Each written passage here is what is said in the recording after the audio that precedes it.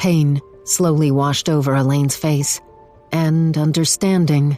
Is that what this is all about, Father? Nesta pointed to the door, fingers shaking with the effort of keeping that writhing power at bay. Each word from Elaine's mouth threatened to undo her restraint. Get out. Silver lined Elaine's eyes. There was nothing that could have been done to save him, Nesta. Elaine had accepted his death as inevitable. She hadn't bothered to fight for him, as if he hadn't been worth the effort, precisely as Nesta knew she herself wasn't worth the effort. This time Nesta didn't stop the power from shining in her eyes. She shook so violently she had to fist her hands. You tell yourself there's nothing that could have been done because it's unbearable to think that you could have saved him if you only deigned to show up a few minutes earlier. The lie was bitter in her mouth. It wasn't Elaine's fault their father had died. No, that was entirely Nesta's own fault. But if Elaine was so determined to root out the good in her, then she'd show her sister how ugly she could be. Let a fraction of this agony rip into her.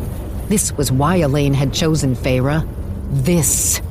Feyre had rescued Elaine time and again, but Nesta had sat by, armed only with her viper's tongue. Sat by while they starved. Sat by when Hybern stole them away and shoved them into the Cauldron. Sat by when Elaine had been kidnapped. And when their father had been in Hybern's grip, she had done nothing to save him either. Fear had frozen her, blanketing her mind, and she'd let it do so, let it master her, so that by the time her father's neck had snapped, it had been too late, and entirely her fault.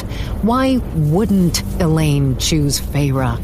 Elaine stiffened but refused to balk from whatever she beheld in Nesta's gaze. You think I'm to blame for his death? Challenge. From Elaine, of all people. No one but the King of Hybern is to blame for that. Nesta knew she'd hit her mark. She opened her mouth, but she'd already said enough.